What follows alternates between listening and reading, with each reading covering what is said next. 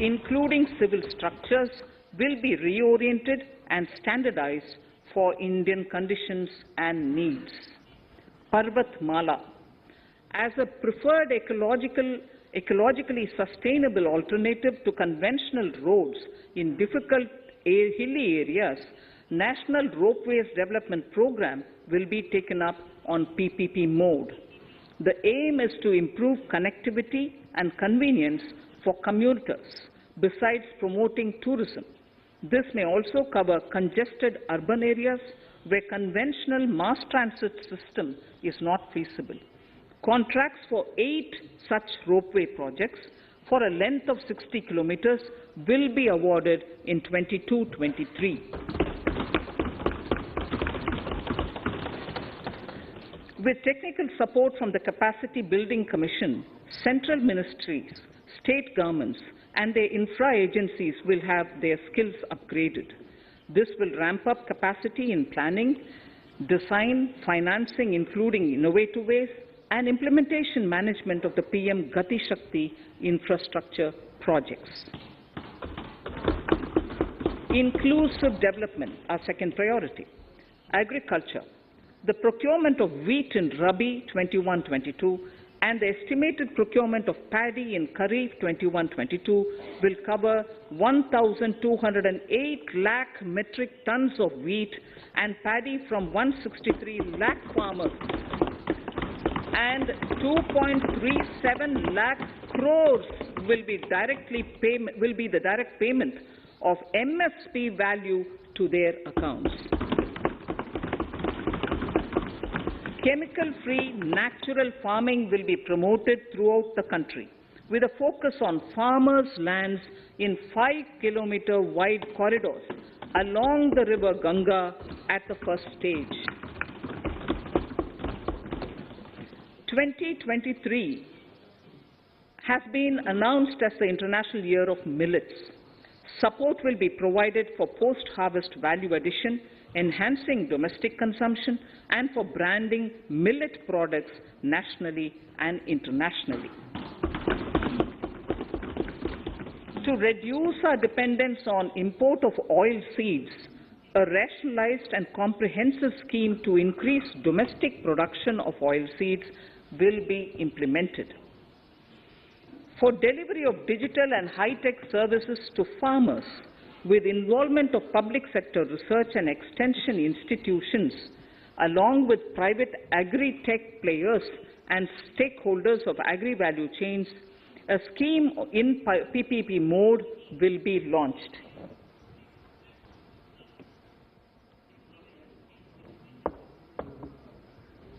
Use of Kisan drones will be promoted for crop assessment, digitization of land records, spraying of insecticides and nutrients.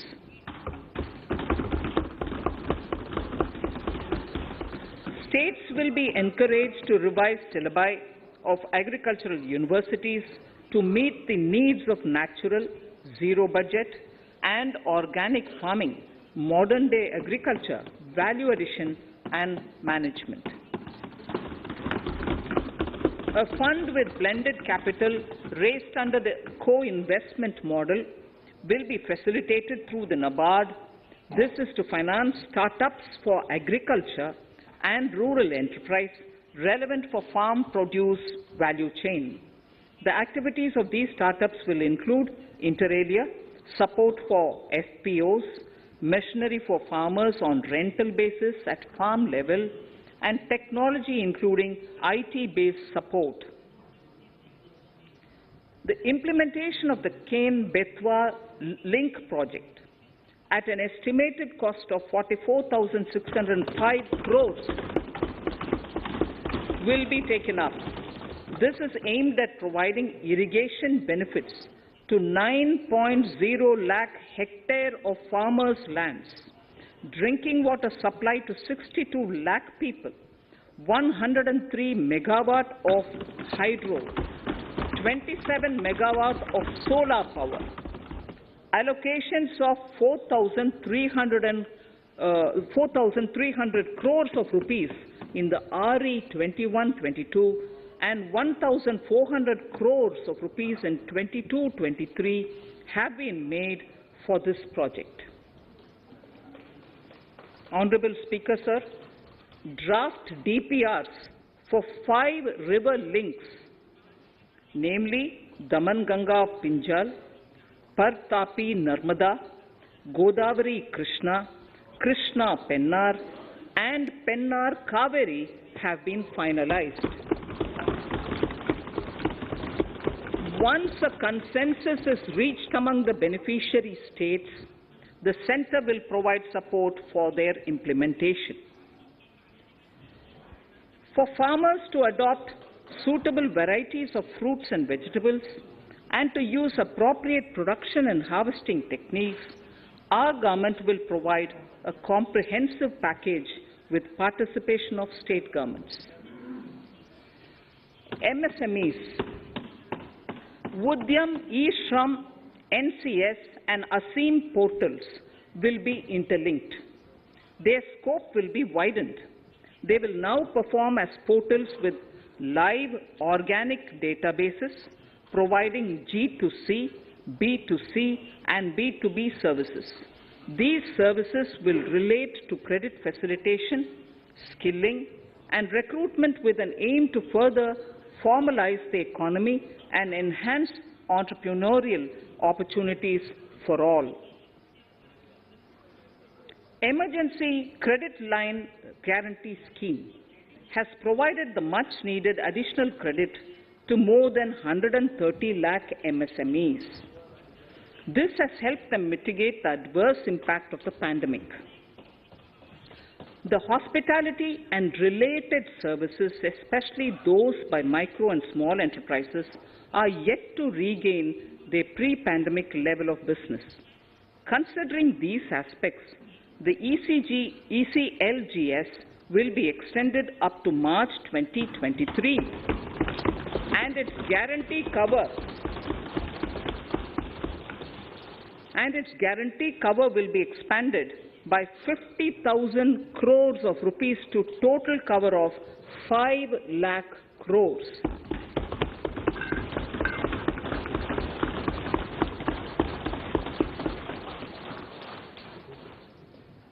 With the additional amount being earmarked exclusively for the hospitality and related sectors.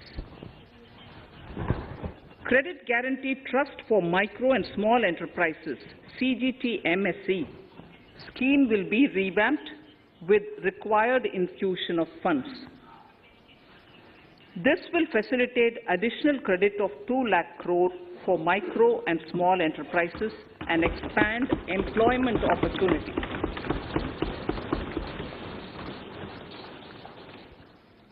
Raising and Accelerating MSME Performance, RAMP, program with outlay of 6,000 crore over 5 years will be rolled out. This will help MSME sector become more resilient, competitive and efficient.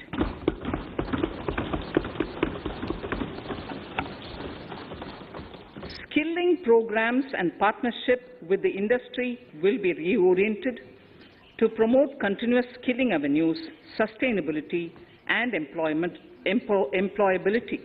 The National Skill Qualification Framework will be aligned with dynamic industry needs. Digital ecosystem for skilling and livelihood, the Desh Stack e-portal, will be launched. This aims to empower citizens to skill, reskill or upskill through online training.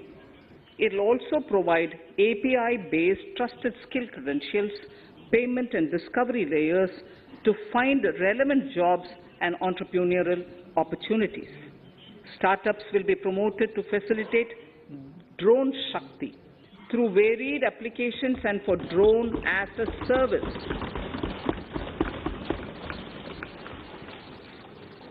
In select ITIs in all states, the required courses for skilling will be started. Due to the pandemic-induced closure of schools, our children, particularly in the rural areas and those from scheduled castes and scheduled tribes, and other weaker sections have lost almost 2 years of formal education. Mostly, these are children in government schools. We recognize the need to impart supplementary teaching and to build a resilient mechanism for education delivery. For this purpose, One Class, One TV channel program of PM E-Vidya will be expanded from 12 to 200 TV channels. This will enable all states to provide supplementary education in regional languages for classes 1 to 12.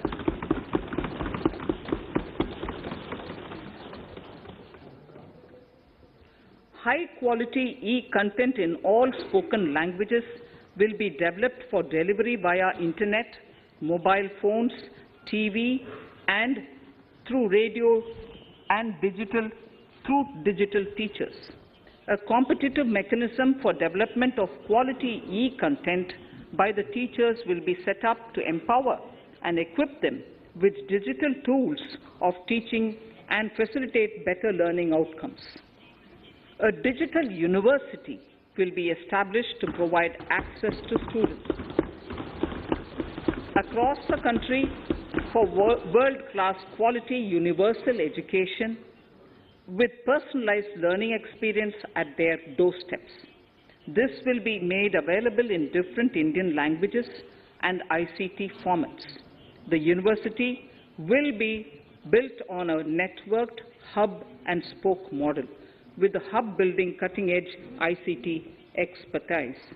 The best public universities and institutions in the country will collaborate as a network of hub and spoke. An open platform for the national digital health ecosystem will be rolled out. It will consist of digital registries of health providers and health facilities, unique health identity, consent framework, and universal access to health facilities. The pandemic has accentuated mental health problems in people of all ages. To better the access to quality mental health counseling and care services, a national tele-mental health program will be launched. This will include a network of 23 tele-mental health centers of excellence, with NIMHANS being the nodal center, and International Institute of Information Technology, Bangalore, IIIT Bangalore, providing technology support. Recognizing the importance of Nari Shakti as the harbinger of our bright future and for women-led development, during the Amritkal, our government has comprehensively revamped the schemes of the Ministry of Women and Child Development. Accordingly, 3 schemes, namely Mission Shakti, Mission Vatsalya, Saksham Anganwadi and Poshan 2.0 were launched recently to provide integrated benefits to women and children. Saksham Anganwadis are a new generation Anganwadis that have better infrastructure and audio-visual aids, powered by clean energy and providing improved environment for early childhood development. 2 lakh Anganwadis will be upgraded under this scheme. Current coverage of Har Ghar Nal Se Jal is 8.7 crores. Of this, 5.5 crore households were provided tap water in last 2 years itself. Allocation of 60,000 crores of rupees has been made with an aim to cover 3.8 crore households in 2022 and 23. In 22-23, 80 lakh houses will be completed for the identified eligible beneficiaries of the PM Awas Yojana, both rural and urban. 48,000 crores is allotted for this purpose. The central government will work with the state governments for reduction of time required for all land and construction-related approvals, for promoting affordable housing for middle class and for the economically weaker sections in urban areas. We shall also work with the financial sector regulators to expand access to capital along with reduction in cost of intermediaries. A new scheme, Prime Minister's Development Initiative for the Northeast, will be implemented through the Northeastern Council. It will fund infrastructure in the spirit of PM Gati Shakti and social development projects based on felt needs of the Northeast. This will enable livelihood activities for youth and women, filling the gaps in various sectors. It will not be a substitute for existing central or state schemes. While the central ministries may also post their candidate projects, priority will be given to those posted by the states. An initial allocation of 1,500 crores of rupees will be made, and the initial list of projects is given in Annexure 1 of my speech. Our vision to improve the quality of life of citizens in the most backward districts of the country through aspirational districts program has been translated into reality in a very short span of time. 95% of those 112 districts have made significant progress in key sectors such as health, nutrition, financial inclusion, and basic infrastructure. They have surpassed even some of the state average values.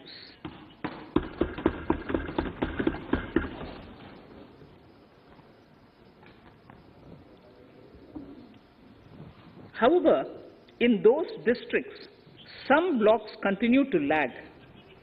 In 22-23, the program will focus on such blocks in those districts. Border villages with sparse population, limited connectivity, and infrastructure often get left out from the development gains. Such villages on the northern border will be covered under a new Vibrant Villages program. The activities will include construction of village infrastructure, housing, tourist centers, road connectivity, provisioning of decentralized renewable energy, direct-to-home access for Doordarshan and educational channels, and support for their livelihood generation. Additional funding for these activities will be provided. Existing schemes will be converged. We will define their outcomes and monitor them on a constant basis. In 2022, 100% of 1.5 lakh post offices will come on the core banking system, enabling financial inclusion and access to accounts through net banking, mobile banking, ATMs, and also provide online transfer of funds between post office accounts and bank accounts. This will be helpful, especially for farmers and senior citizens in rural areas, enabling interoperability and financial inclusion. Honorable Speaker, sir, in recent years, digital banking, digital payments, and fintech innovations have grown at a rapid pace in the country. Government is continuously encouraging these sectors to ensure that the benefits of digital banking reach every nook and corner of the country in a consumer-friendly manner. Taking forward this agenda and to mark 75 years of our independence, it is proposed to set up 75 digital banking units in 75 districts of the country by scheduled commercial banks. The financial support for digital payment ecosystem announced in the previous budget will continue in 22-23 as well. This will encourage further adoption of digital payments. There will also be a focus to promote use of payment platforms that are economical and user-friendly. So I move to the next priority. In recent years, over 25,000 compliances were reduced and nearly 1,500 union laws were repealed. This is the result of our government's strong commitment for minimum government and maximum governance. 1,486 union laws were repealed. Our trust in the public and ease of doing business is what is highlighted here, sir. For the Amrit Kal, the next phase of ease of doing business 2.0 and ease of living will be launched. In our endeavor to improve productive efficiency of capital and human resources, we will follow the idea of trust-based governance.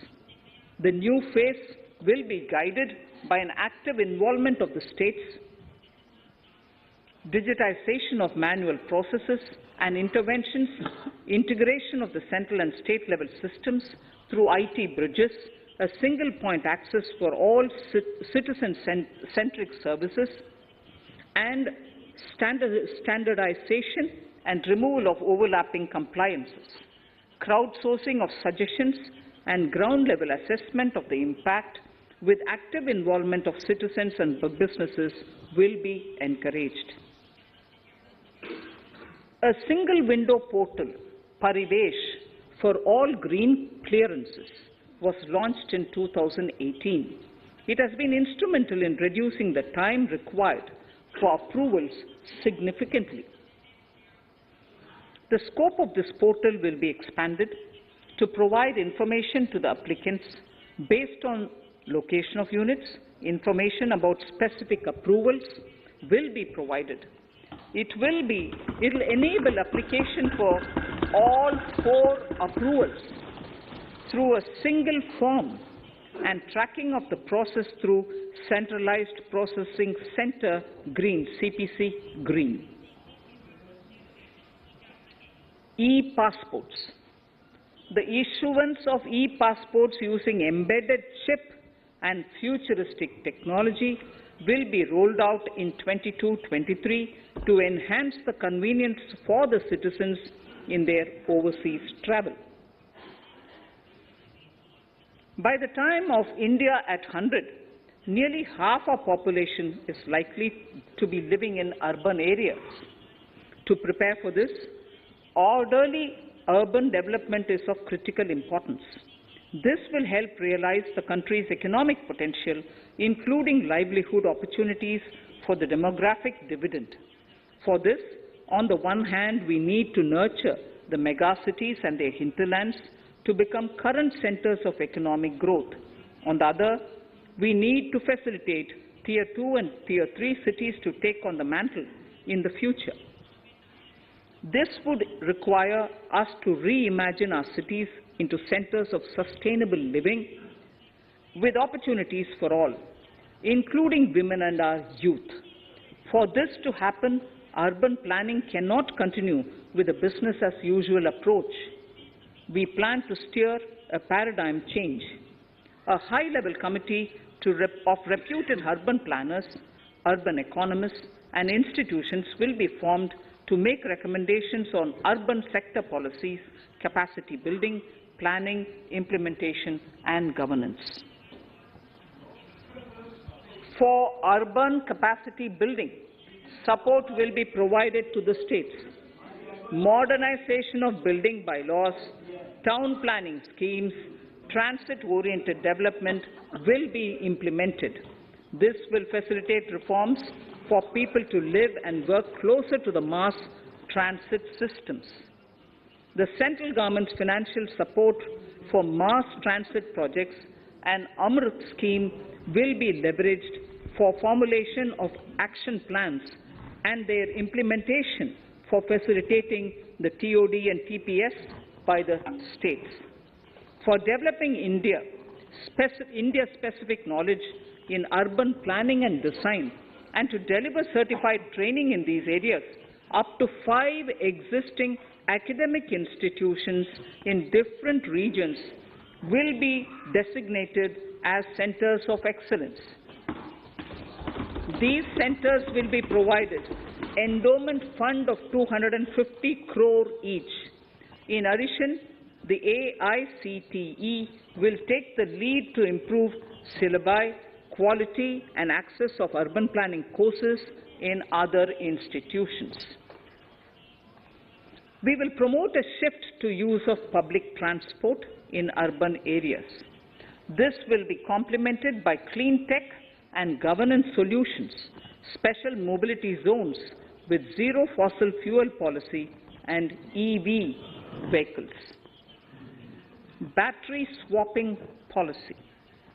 Considering the constraint of space in urban areas, for setting up charging stations at scale, a battery swapping policy will be brought out and interoperability standards will be formulated.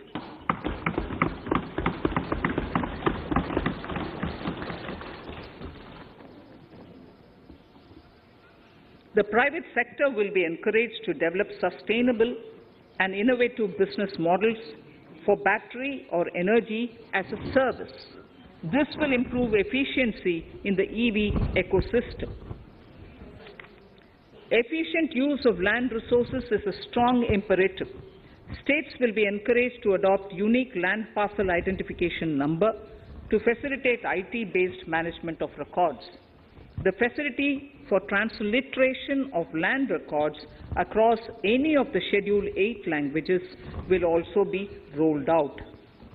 The adoption of linkage with National Generic Document Registration System (NGDRS) with the One Nation, One Registration software will be promoted as an option for uniform process of registration and anywhere registration of deeds and documents.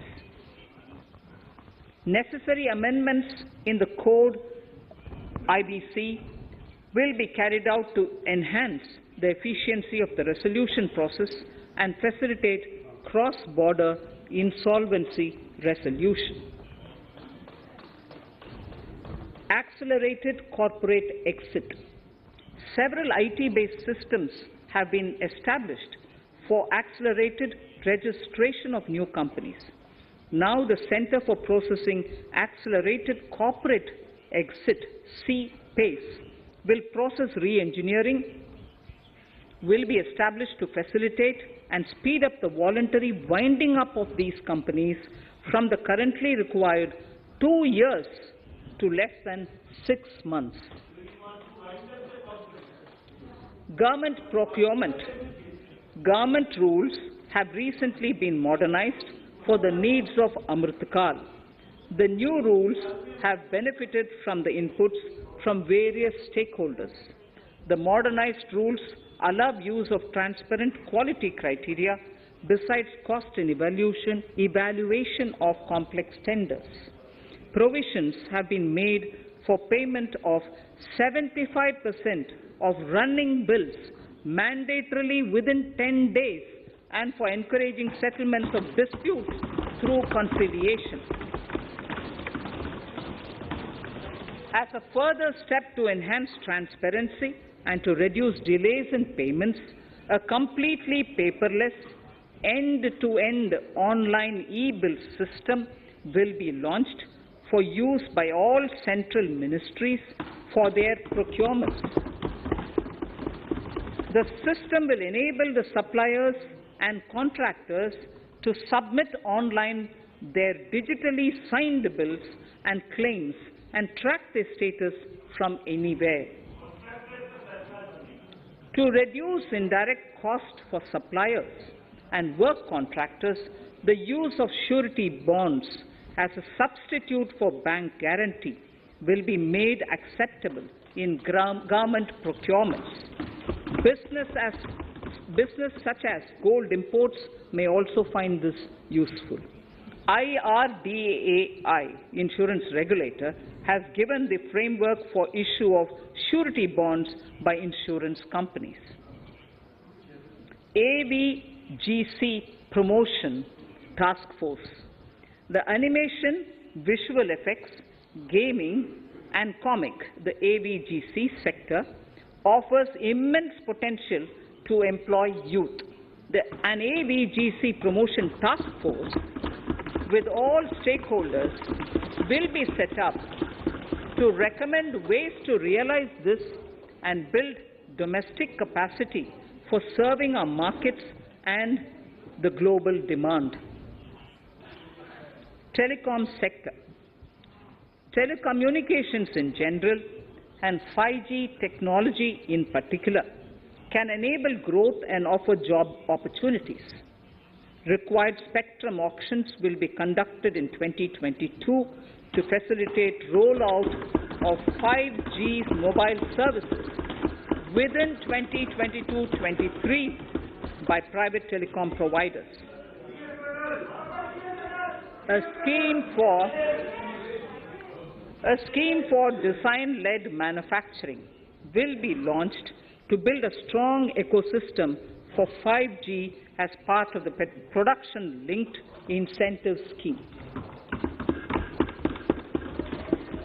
To enable affordable broadband and mobile service proliferation in rural and remote areas, 5% of annual collections under the Universal Service Obligation Fund will be allocated. This will promote R&D and commercialization of technologies and solutions. Our vision is that all villages and their residents should have the same access to e-services, communication facilities, and digital resources as urban areas and their residents. The contracts for laying optical fiber in all villages, including remote areas, will be awarded under the BharatNet project expected in 2025. Measures will be taken to enable better and more efficient use of the optical fiber. Export promotion.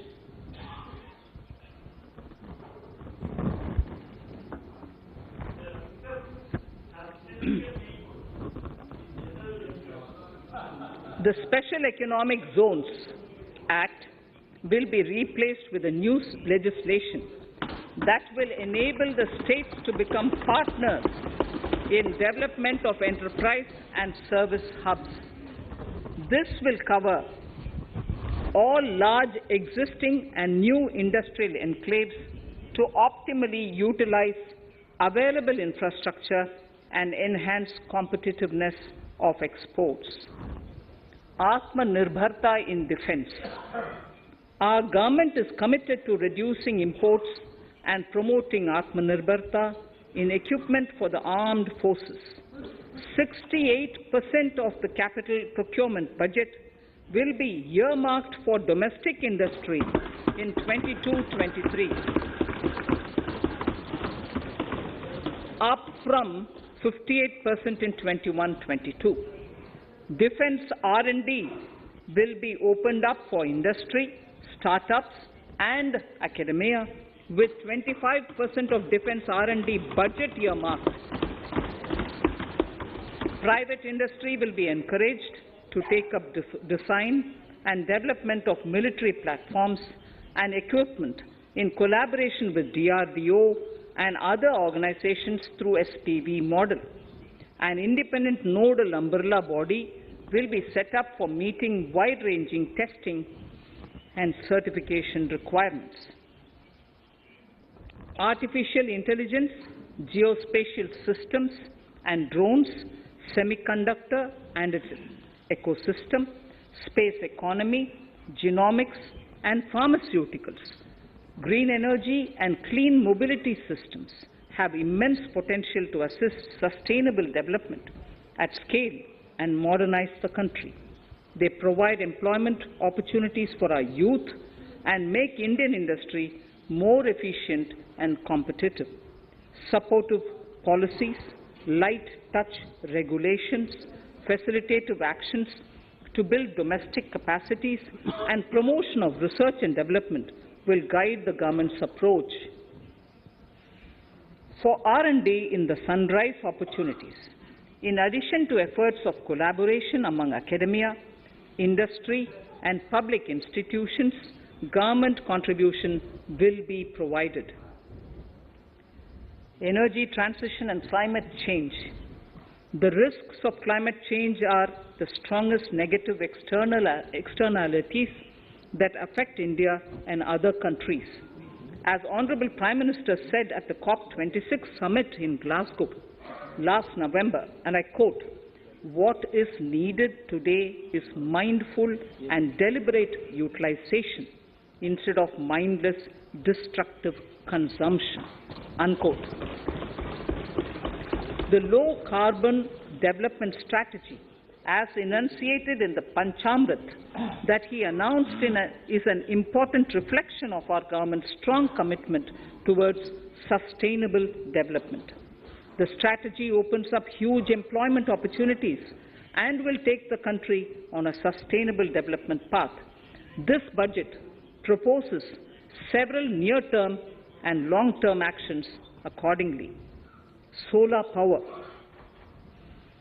To facilitate domestic manufacturing for the ambitious goal of 280 gigawatts of installed solar capacity by 2030, an additional allocation of 19,500 crores for PLI, production-linked incentive, for manufacturing of high-efficiency modules with priority to fully integrate manufacturing units from polysilicon to solar PV modules will be made. Honorable Speaker, sir, the circular economy transition is expected to help in productivity enhancement as well as creating large opportunities for new businesses and jobs. The action plans for 10 sectors such as electronic waste, end-of-life vehicles, used oil waste, toxic and hazardous industrial waste are already ready. The focus will now be on addressing important cross-cutting issues of infrastructure, reverse logistics, technology upgradation, and integration with informal sector. This will be supported by active public policies covering regulations, extended producers' responsibilities, framework, and innovation facilities.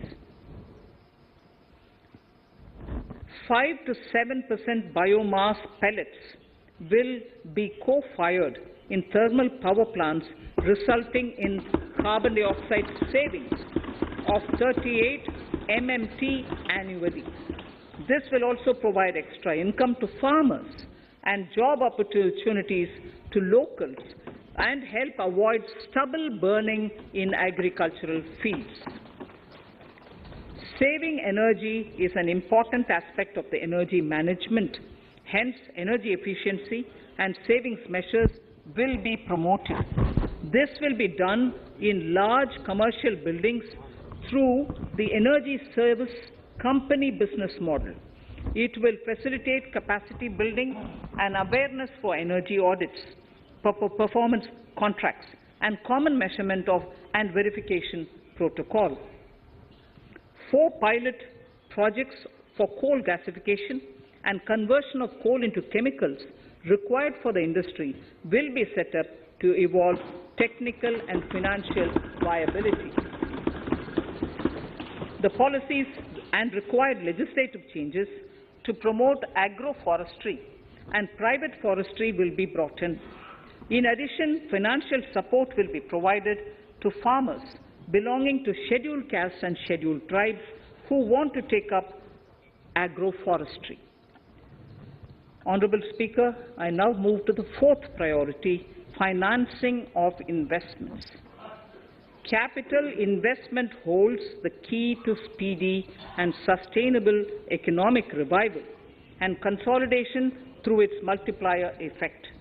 Capital investment also helps in creating employment opportunities, induced enhanced demand for manufactured input, from large industries and MSMEs, services from professionals, and help farmers through better agri-infrastructure.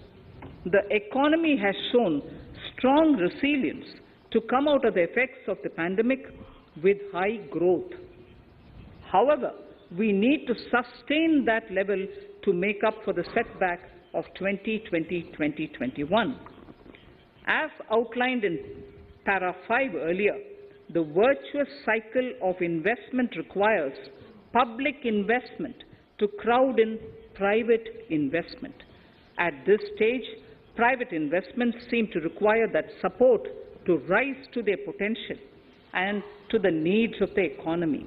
Public investment must continue to take the lead and prime the private investment and demand in 2022-23. Considering the above imperative, the outlay for capital expenditure in the Union budget is once again being stepped up sharply by 35.4% from 5.54 lakh crore in the current year to 7.50 lakh crores in 22-23. This has increased to more than 2.2 times the expenditure of 2019-20. This outlay in 22-23 will be 2.9% of the GDP. Effective capital expenditure. With this investment taken together with the provision made for creation of capital assets through grants and aid to states, the effective capital expenditure of the central government is estimated at 10.68 lakh crores in 22-23, which will be about 4.1% of the GDP. Green bonds. As a part of the government's overall market borrowings in 22-23, sovereign green bonds will be issued for mobilizing resources for green infrastructure. The proceeds will be deployed in public sector projects which help in reducing the carbon intensity of the economy. GIFT IFSC. World-class foreign universities and institutions will be allowed in the GIFT City to offer courses in the financial management, fintech, science, technology, engineering, and mathematics free from domestic regulations, except those by the IFSCA to facilitate availability of high-end human resources for financial services and technology. An international arbitration center will be set up in the GIFT City for timely settlement of disputes under international jurisprudence. Services for global capital for sustainable and climate finance in the country will be facilitated in the GIFT City. Infrastructure status. Data centers and energy storage systems, including dense charging infrastructure and grid-scale battery systems, will be included in the harmonized list of infrastructure. This will facilitate credit availability for digital infrastructure and clean energy storage. Venture capital and private equity invested more than 5.5 lakh crores last year, facilitating one of the largest startup growth system. Scaling up this investment requires a holistic examination of regulatory and other frictions. An expert committee will be set up to examine and suggest appropriate measures. Government-backed funds, NIIF and SIDBI, Fund of Funds, have provided scale capital, creating a multiplier effect. For encouraging important sunrise sectors, such as climate action, deep tech, digital economy, pharma, and agri-tech, the government will promote these thematic funds for blended finance, with the government share being limited to 20% and the funds being managed by private fund managers. For financing the infrastructure needs, the stepping up of public investment will need to be complemented by private capital at a significant scale. Measures will be taken to enhance financial viability of projects, including PPP, with technical and knowledge assistance from multilateral agencies. Enhancing financial viability shall also be obtained by adopting global best practices, innovative ways of financing, and balanced risk allocation. Digital rupee.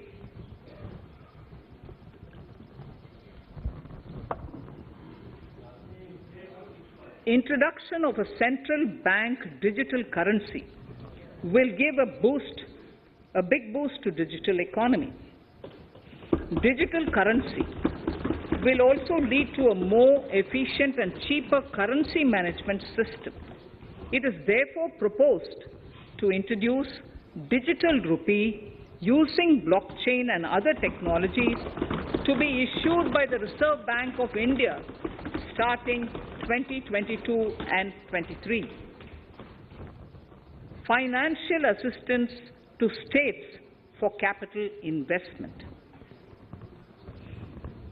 Reflecting the true spirit of cooperative federalism, the central government is committed to bolstering the hands of the states in enhancing their capital investment towards creating productive assets and generating remunerative employment. The scheme for financial assistance to states for capital investment has been extremely well received by the states. In deference to the requests received during my meeting with the chief ministers and state finance ministers, the outlay for this scheme is being enhanced from 10,000 crores in the budget estimates to 15,000 crores in the revised estimates for the current year.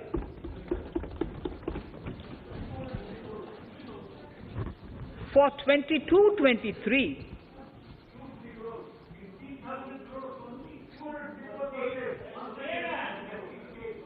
I'll repeat that sentence for the benefit of many of our honourable members. In deference to the requests received during my meeting with chief ministers and state finance ministers, the outlay for this scheme is being enhanced from 10,000 crores in the BE to 15,000 crores, 15,000 crores in the RE of the current year. For 22-23, the allocation is 1 lakh crores to assist the states in catalyzing the overall investments in the economy. These 50-year interest-free loans are over and above the normal borrowings allowed to the states,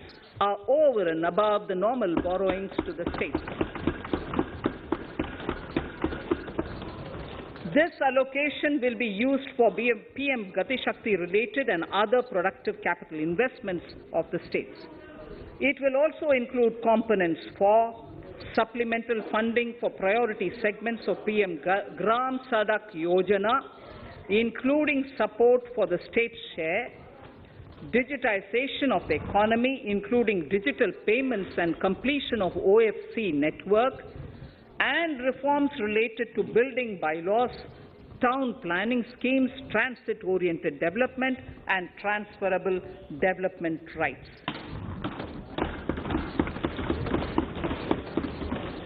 In 22-23, in accordance with the recommendations of the 15th Finance Commission, the states will be allowed a fiscal deficit of 4% of the GSDP, of which 0.5% will be tied to power sector reforms, for which the conditions have already been communicated in 21-22. Fiscal management. As against a total expenditure of 34.83 lakh crores of rupees projected in the BE 21-22, the revised estimate is 37.70 lakh crores. The revised estimate of capital expenditure is 6.3 lakh crores of rupees. This includes an amount of 51,971 crores towards settlement of outstanding guaranteed liabilities of Air India and its other sundry commitments. Coming to the budget estimates, Honourable Speaker, sir, the total expenditure in 22-23 is estimated at 39.45 lakh crores, while the total receipts other than borrowings are estimated at 22.84 lakh crores of rupees.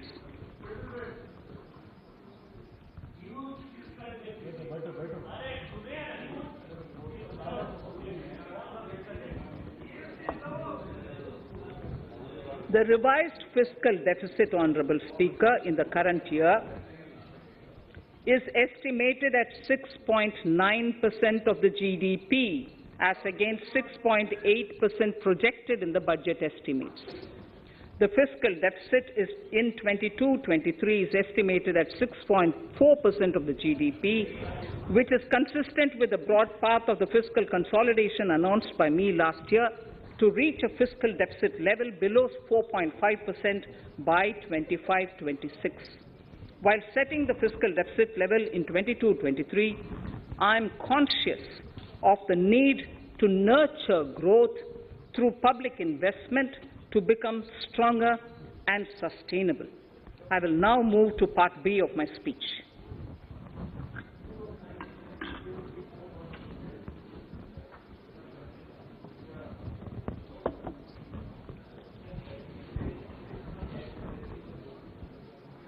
Direct tax. Honourable Speaker, sir, I take this opportunity to thank all the taxpayers of our country who have contributed immensely and strengthened the hands of the government in helping their fellow citizens in this hour of need. So I have brought in a little verse from the Mahabharata.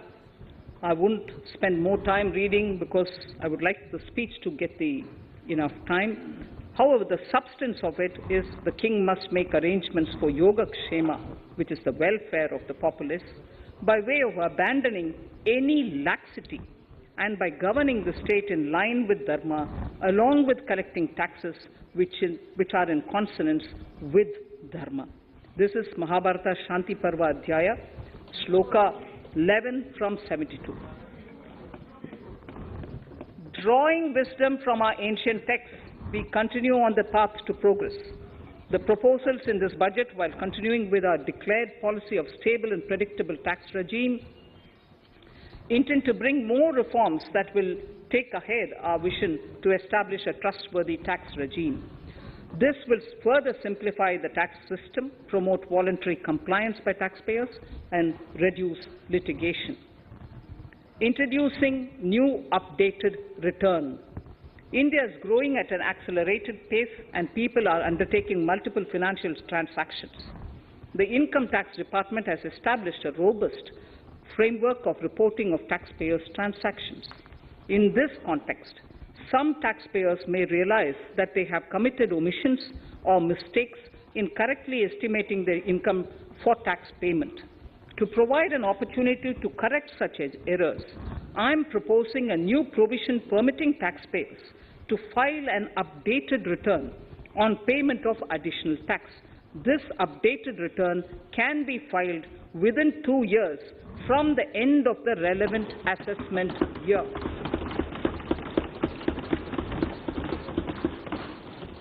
Honourable Speaker, sir, presently, if the department finds out that some income has been missed out by an assessee, it goes through a lengthy process of adjudication. Instead, with this proposal now, there will be a trust repost in the taxpayers that will enable the assessee herself to declare the income that she may have missed out earlier while filing her return. Full details of the proposal are given in the finance bill. It is an affirmative step in the direction of voluntary compliance.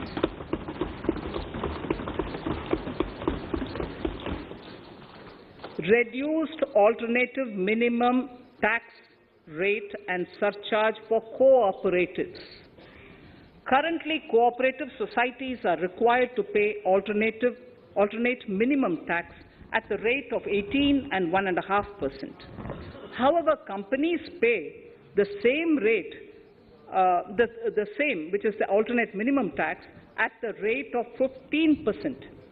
To provide a level playing field between cooperative societies and companies, I propose to reduce this rate for the cooperative societies also to 15%. Honourable Speaker, sir, I also propose to reduce the surcharge on cooperative societies from the present 12% to 7% for those having total income of more than 1 crore and up to 10 crores. This would help in enhancing income of cooperative societies and its members who are mostly from the rural and from farming communities. Tax relief to persons with disability. The parent or guardian of a differently abled person can take an insurance scheme for such person. The present law provides for deduction to the parent or guardian only if the lump sum payment or annuity is available to the differently abled person on the death of the subscriber, that is the parent or the guardian. There could be situations where the differently abled dependent may need payment of annuity or lump sum amount even during the lifetime of their parent or guardian. I propose thus to allow the payment of annuity and lump sum amount to the differently abled dependent during the lifetime of the parent and guardians, that is parent or guardians, attaining the age of 60 years. Parity between employees of the state and central governments. At present, the central government contributes 14% of the salary of its employee to the National Pension System, NPS, Tier 1.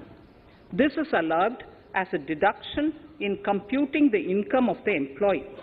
However, such deduction is allowed only to the extent of 10% of the salary in case of employees of the state governments.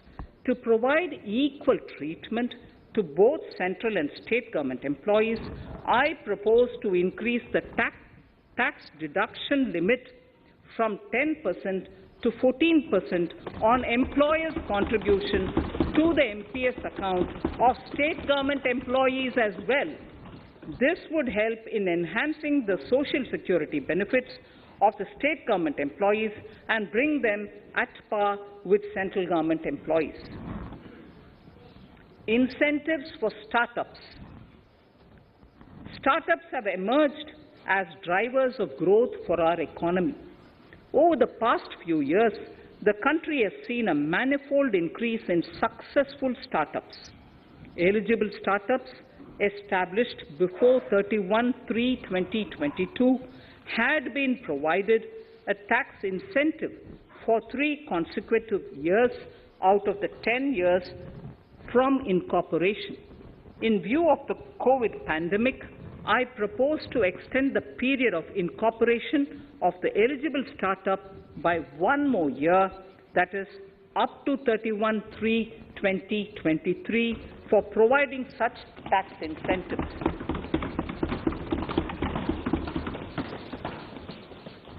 Incentives for newly incorporated manufacturing entities under concessional tax regime. In an effort to establish a global competitive business environment for certain domestic companies, a concessional tax regime of 15% was introduced by our government for newly incorporated domestic manufacturing companies. I propose to extend the last date for commencement of manufacturing or production under Section 115B AB by one more year, that is from 31st March 2023 to 31st March 2024.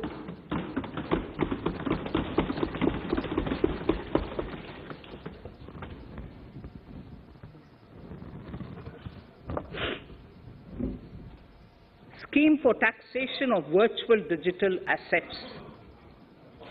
There has been a phenomenal increase in transaction in virtual digital assets. The magnitude and frequency of these transactions have made it imperative to provide for a specific tax regime. Accordingly, for the taxation of virtual digital assets, I propose to provide that any income from transfer of any virtual digital asset shall be taxed at the rate of 30%, 30%. No deduction in respect of any expenditure or allowance shall be allowed while computing such income except cost of acquisition. Further, loss from transfer of virtual digital asset cannot be set off against any other income. Further, in order to capture the transaction details, I also propose to provide for TDS on payment made in relation to transfer of virtual digital asset at the rate of 1% of such consideration above a monetary threshold. Gift of virtual digital asset is also proposed to be taxed in the hands of the recipient.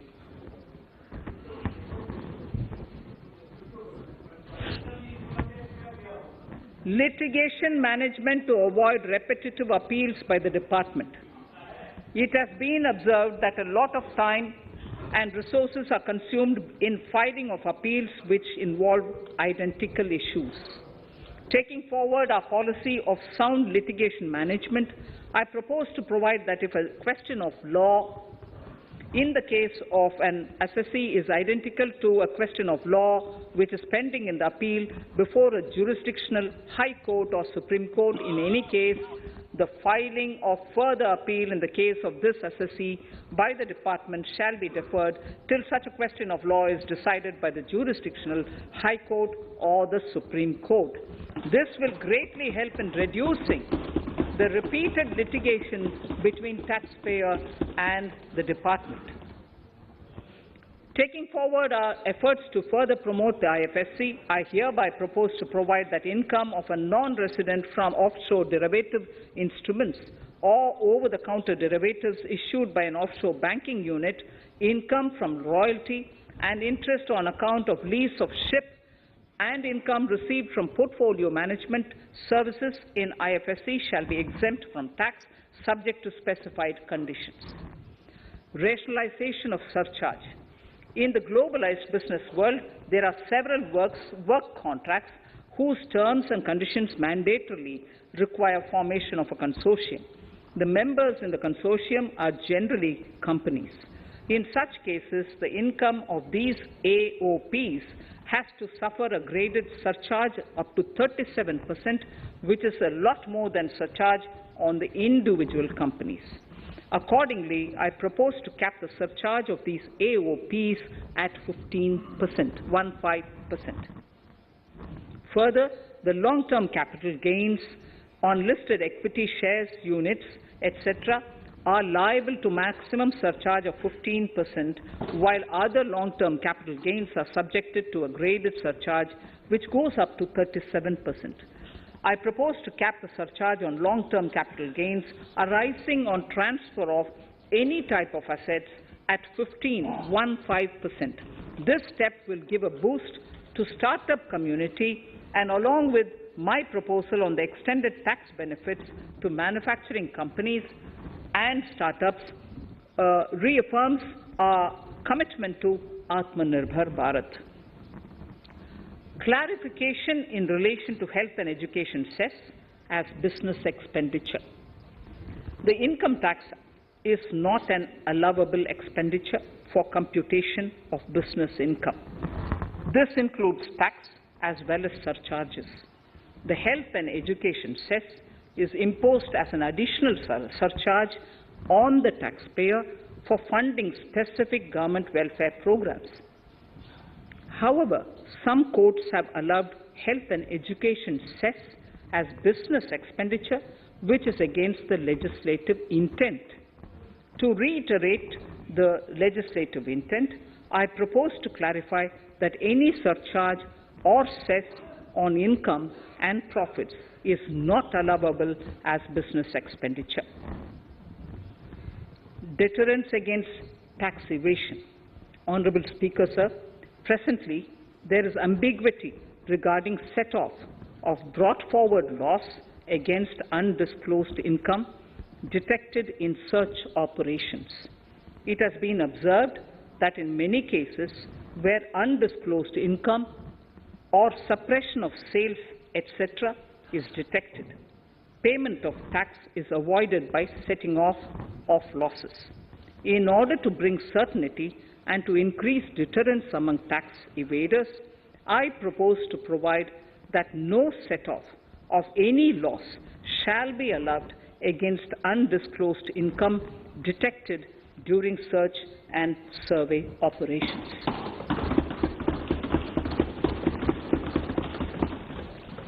It has been noticed that as a business promotion strategy, there is a tendency on businesses to pass on benefits to their agents. Such benefits are taxable in the hands of the agents. In order to track such transactions, I propose to provide for tax deduction by the person giving benefits if the aggregate value of such benefits exceeds 20,000 rupees during the financial year. A few other changes are being made, the details of which are there in the finance bill. Indirect taxes. So remarkable progress in GST. GST has been a landmark reform of independent India, showcasing the spirit of cooperative federalism. While aspirations were high, there were huge challenges too. These challenges were overcome deftly and painstakingly under the guidance and the oversight of the GST Council. We can now take pride in a fully IT-driven and progressive GST regime that has fulfilled the cherished dream of India as one market, one tax. There are still some challenges remaining, and we aspire to meet them in the coming year. The right balance between facilitation and enforcement has engendered significantly better compliance, and enforcement has engendered better compliance. GST revenues are buoyant despite the pandemic. I would bring in something which I've got to know this morning, not part of my speech, but worth putting in here for the knowledge of the Honourable House. I would like to bring to the notice of this House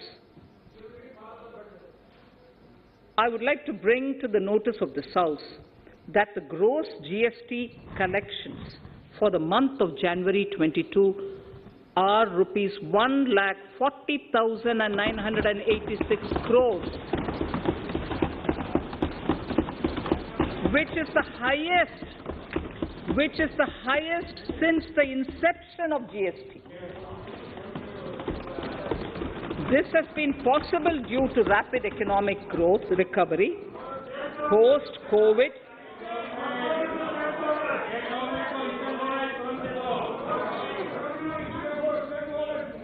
This has been possible due to the rapid economic recovery post-COVID, as well as various policy and administration undertaken by central and state tax administrations.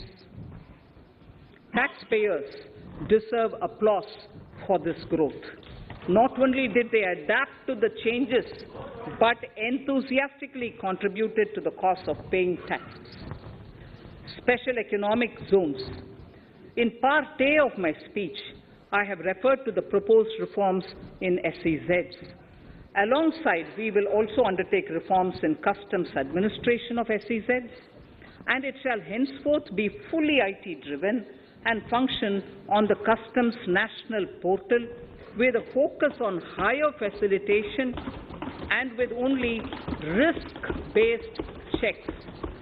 This will ease doing business by SEZ units considerably. This reform shall be implemented by 30th September 2022. Customs reforms and duty rate changes. Customs administration has reinvented itself over the years through liberalized procedures and infusion of technology. Faceless customs has been fully established. During COVID-19 pandemic, customs formation have done exceptional frontline work against all odds, displaying agility and purpose. Customs reforms have played a very vital role in domestic capacity creation, providing level playing field to our MSMEs, easing the raw material supply side constraints, enhancing ease of doing business, and being an enabler to other policy initiatives such as PLI and phased manufacturing plans. My proposal on customs side are aligned to these objectives. Project imports and capital goods. National Capital Goods Policy 2016 aims at doubling the production of capital goods by 2025.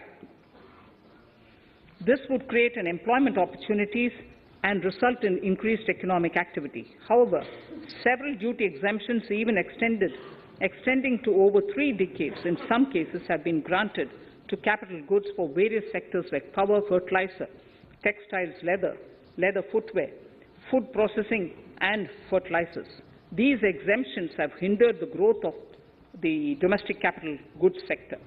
Similarly, project import duty concessions have also deprived the local producers of a level playing field in areas like coal mining projects, power generation, transmission or distribution projects, railway and metro projects. Our experience suggests that reasonable tariffs are conducive to the growth of domestic industry and make in India without significantly impacting the cost of essential imports. Accordingly, Honourable Speaker, Sir, it is proposed to phase out the concessional rates in capital goods and project imports gradually and apply a moderate tariff of 7.5%. Certain exemptions for advanced machineries that are not manufactured within the country shall continue. A few exemptions are being introduced on inputs like specialized castings, ball screw, and linear motion guide to encourage domestic manufacturing of capital goods. In the last 2 budgets, we have rationalized several customs exemptions. We have once again carried out an extensive consultation, including by crowdsourcing. As a result of these consultations, more than 350 exemption entries are proposed to be gradually phased out. These include exemptions on certain agricultural produce,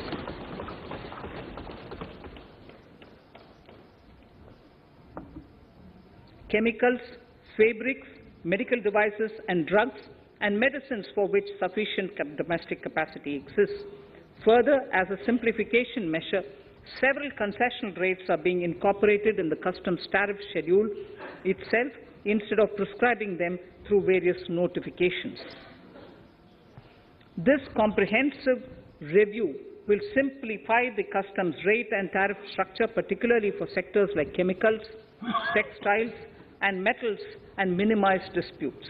Removal of exemption on items which are or can be manufactured in India and providing concessional duties on raw material that go into manufacturing of intermediate products will go many a step forward in achieving our objective of Make in India and Atmanirbhar Bharat. I shall now take up specific sector-specific proposals. Electronics.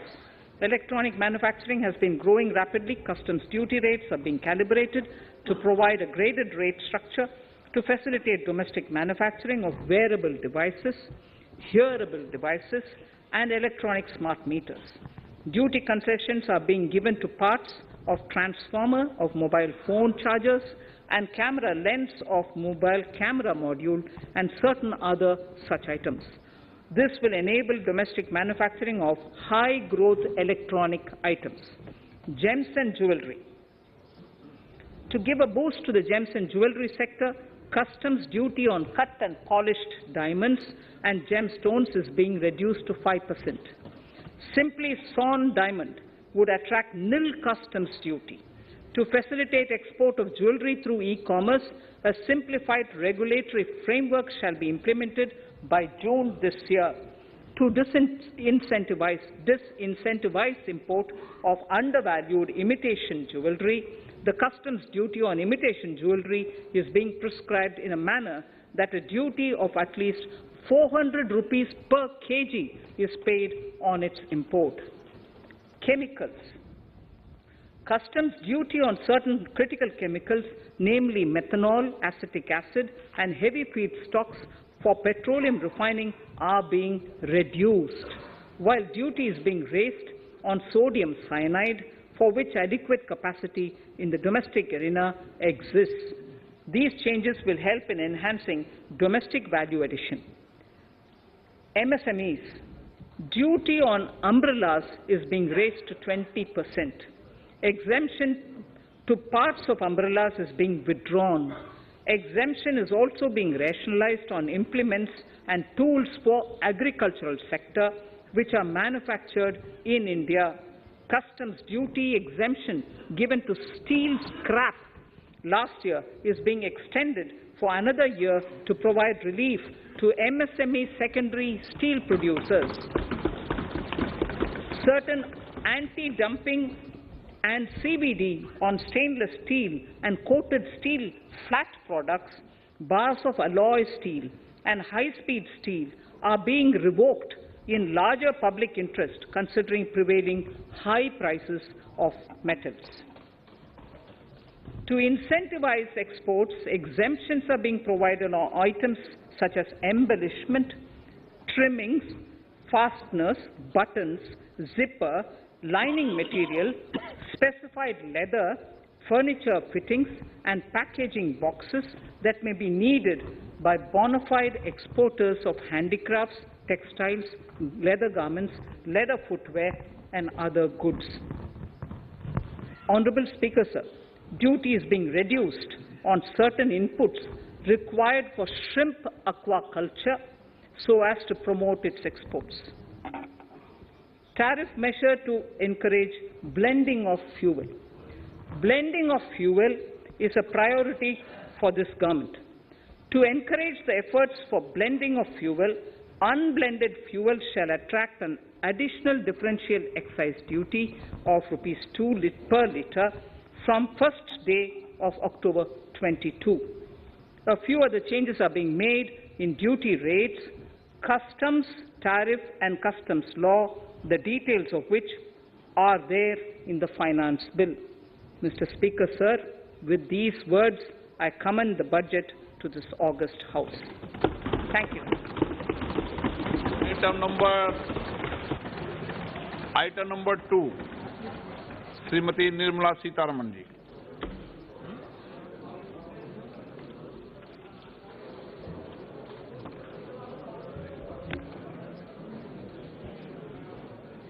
Sir, with your permission, I rise to lay on the table the following statements under Section 3(1) of the Fiscal Responsibility and Budget Management FRBM Act 2003, Medium-Term Fiscal Policy cum Fiscal Policy Strategy Statement and Macroeconomic Framework Statement. Item number 3, Vitt Videk 2020, Nirmala Sitharaman ji. Sir, item number 3, Finance Bill. Sir, with your permission, I rise to move for leave to introduce the Finance Bill 2022. प्रश्न ये कि वित्त विधेयक को पुनर्स्थापित करने की अनुमति प्रदान की जाए। जो सदस्य इसके पक्ष में हाँ कहें, जो सदस्य विरोध में ना कहें, मेरे विचार में निर्णय हाँ वालों के पक्ष में, हाँ वालों के पक्ष में। माननीय मंत्री जी, वित्त विधेयक को पुनर्स्थापित करें। Sir, I introduce the bill. सभा की कार्रवाई कल बुधवार दिनांक 2 फरवरी 2022 को 4:30 बजे तक के लिए स्थगित की जाती है।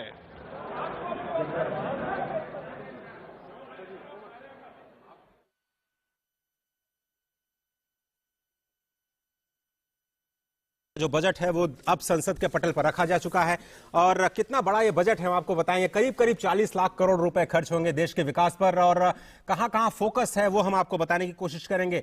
ये जो बजट है नए भारत की नींव रखता है। जिस तरह से वित्त मंत्री ने स्पष्ट तौर पर कहा कि ये जो अमृत काल चल रहा है, 75 साल आजादी के हो चुके हैं और अब हम 75 से 100 साल का ये जो 25 साल का सफर है उसकी एक नींव रखता हुआ ये जो बजट है वो किस तरह से बुनियादी ढांचे पर फोकस करता है। आगे जाते हुए जो कोरोना की चुनौतियां हैं, क्या उससे निपटने में ये जो बजट है वो कुछ बड़े फायदे पहुंचाता है देश को। हम आपको बताने की कोशिश करेंगे और समझाने की कोशिश करेंगे कि ये जो पैसे खर्च होंगे वो किस जगह पे खर्च होंगे और कौन कौन सी बड़ी प्राथमिकताएं हैं देश की। तो सबसे बड़ी बात जो सभी लोग ये सोच रहे थे कि क्या टैक्सेशन में कोई बदलाव होगा, आपको बताएं कि ये